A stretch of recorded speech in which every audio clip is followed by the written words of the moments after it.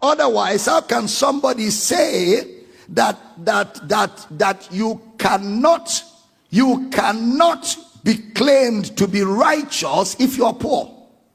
That there is no poor man that is holy. That there is no poor man that is holy. So holiness is synonymous with money.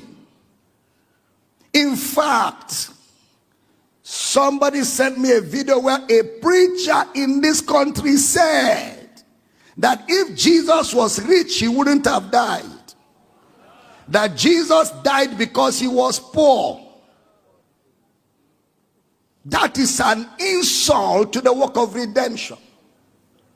That is a total assault on the gospel. And those useless Supreme Council of hypocrites will not call such a person out, because they are members of that cabal where money is their God.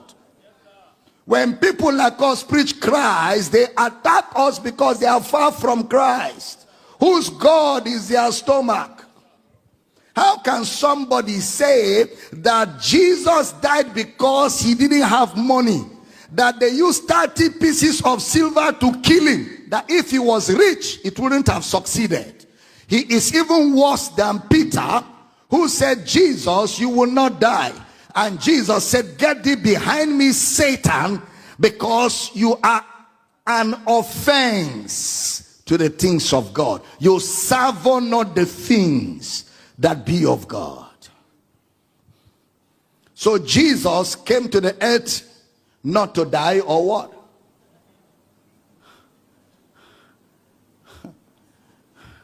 And that is a message in an entire convention, global convention, that if Jesus had money, that when Joseph of Arimathea showed up, who was a billionaire, he told Herod, I know that guy is my guy. Herod said, oh, we didn't know you know him. We wouldn't have killed him. Anyway, we are sorry for killing him. You can have his body. That it took a millionaire to just collect the body and bury it. These people, I don't know whether they even read Bible, or they just read village parables or village tales by moonlight. Jesus came to the earth to die. Ought not Christ, oh fools, oh zumi, oh fools, slow of heart to believe all that the prophets have spoken. Ought not Christ to have suffered these things and to enter into his glory?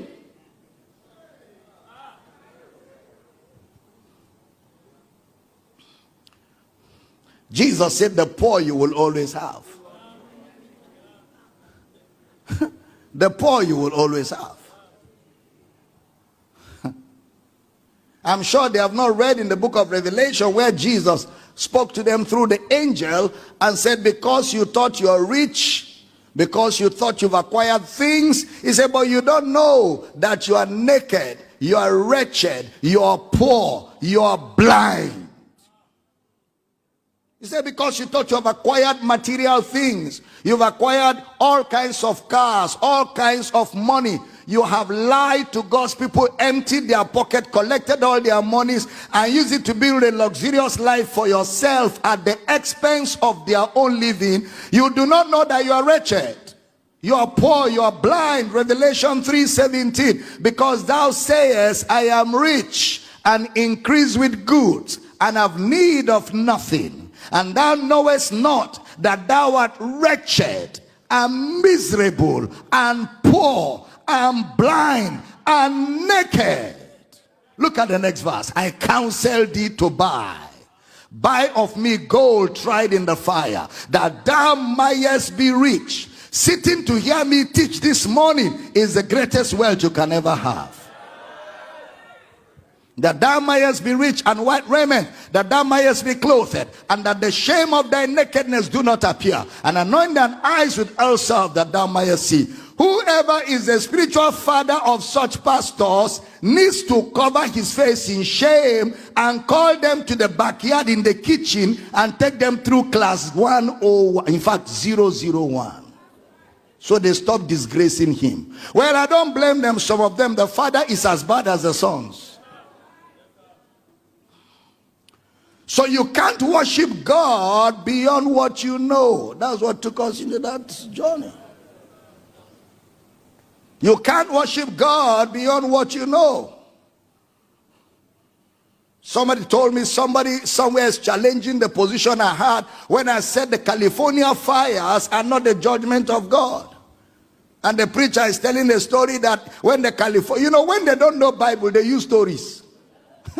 They use stories, vain philosophy, idle fancies, high-sounding nonsense. Paul said, though an angel or we come from heaven and preach anything to you other than what has been preached, he said, let us be anathema. He said one of the persons in the California fire had a vision, and his conclusion of God's judgment on California was the vision of a man. Look how empty he is, very empty, doting about nothing. Have you ever seen where God destroyed the righteous and the unrighteous? In the entire Bible. Even in the destruction of Sodom and Gomorrah, God said, no, I cannot destroy the righteous with the unrighteous. If I find 5 righteous, I will not destroy the city. Are you telling me there are no 5 righteous people in California? What's wrong? Do you think at all? Anaginosko. Are you reading without paying attention? God has never destroyed the righteous with the unrighteous. Moreover, today is the day of salvation. There can be no destruction in the day of salvation. Today is the accepted time. Today is the day of God's grace and favors that profusely abound. Today is the day of jubilee. And it's not the will of God for anybody to perish. So God is allowing, God is long suffering, not willing that any should perish, but that all should come to repentance. And God has no pleasure in the death of the wicked. So we are sent to carry the gospel and keep preaching it until all the nations of the earth are blessed. But one day will come when the day of grace will be over. And that will be the end of the age. And that is where judgment begins. If I'm teaching, say I hear you. We say, come, let us teach you Bible. You are doing gra-gra. Little boys will be correcting you now. I'm being merciful to correct you like this.